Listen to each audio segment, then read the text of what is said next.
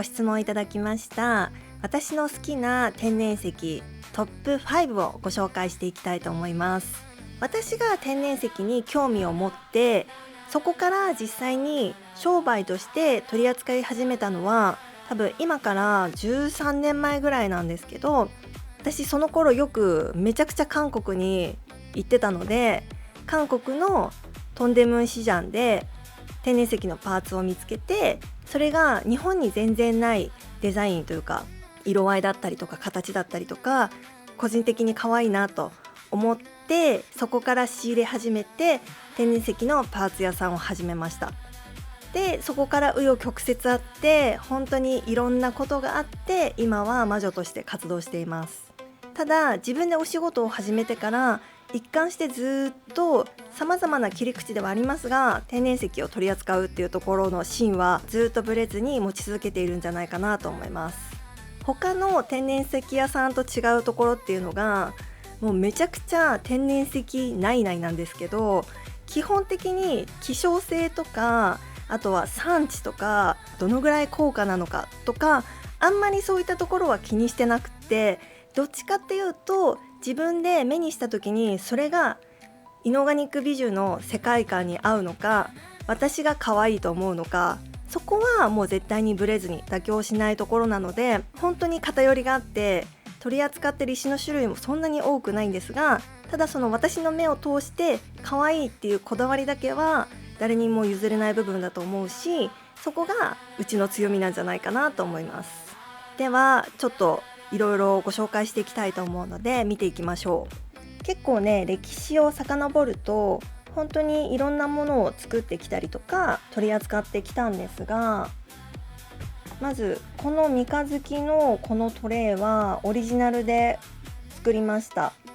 中国の慶州かな、中国の慶州に行って工場を自分で探して、そこに行って交渉して、このローズクォーツの三日月と、あとハート型をオリジナルで作って販売してました。これは今でも気に入っていて、もうそこのね職人さんが今辞めちゃったので同じもの作れないんですけど、これは過去に作った私の作品ということで大切に今でも愛用しています。そして、好きな天然石は本当にいろいろあるんですけど、これはウルグアイ産のアメジストですね。一番最初に中国に仕入れに行った時に購入した思い出の深いアメジストです。もうあのお店あるのかな、今から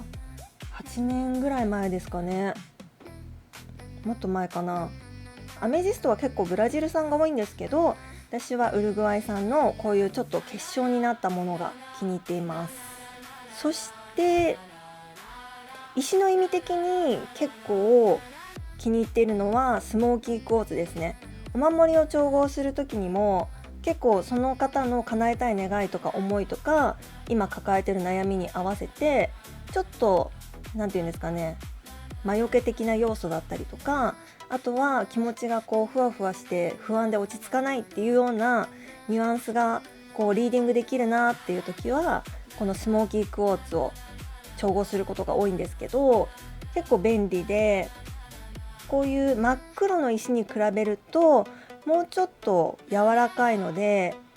例えばちょっと黒い石が強すぎるなっていう時に使いやすくて便利な石なので、私は重宝しています。なのでスモーキークォーツも好きな石の一つです。そして先ほどちょっと映したこちらはオブシディアンですね。結構ね、黒い石はモリオンもそうですし、あとはオブシディアンもそうだし、あとオニキスもあるんですけど、モリオンはブレスレットとして身につけることがとても多いんですが、こうタンブルとして集めてしまうのはなぜかこのオブシディアンがすごく集まってきます。最近は体調が結構良くなってきたので、あまりこういう黒い石を持たなくても動けるようになったんですが、結構ちょっと前に体調が悪かった時はこういうオブシディアンを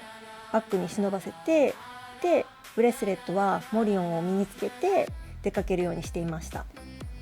あとはこのオーラコーティングを施したクラスター水晶の結晶もすごく好きで、これはすごく思い入れのある一つで3人でお揃いで持っているものなんですが、こういうちょっと夢かわニュアンスがあるものっていうのはすごく好きでついつい集めちゃいます。それと一緒でこういうオーラコーティングを施した水晶のハート、これもすごい気に入ってます。夢かわで可愛くって見ると心がこうキラキラっと明るくなる感じがするので、こういう心ときめく系はいくつになってもずっと持ち続けていたいなと思っています。で、あとはこれはお友達の天然石屋さんで購入したんですが、多分いろいろ模様に意味があると思うんですが、私はこれ一目惚れして購入しました。ローズクォーツっていうところも私の好きなクリスタルのうちの一つの種類ですし、あとはこの金メッキでさまざまな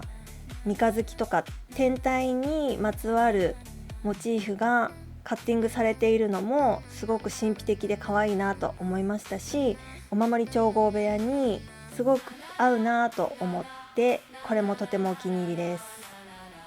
クンツァイトのタワーってなかなかないので、これも可愛いなと思って購入しました。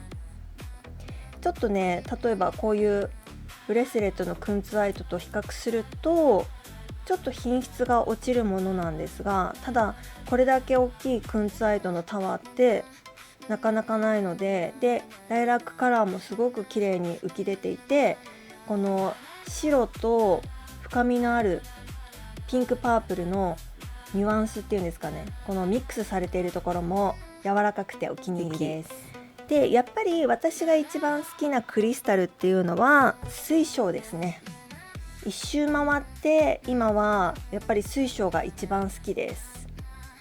このねクラスターは本当に多分もう10年以上持っていて、天然石が好きな人からしてみると怒られちゃうと思うんですけど、私本当に天然石をただ飾るだけじゃなくて実際に使うことが多くて、私が大好きなアロマの香りがあるんですけど、それをここに垂らして香りを広げて使っていました。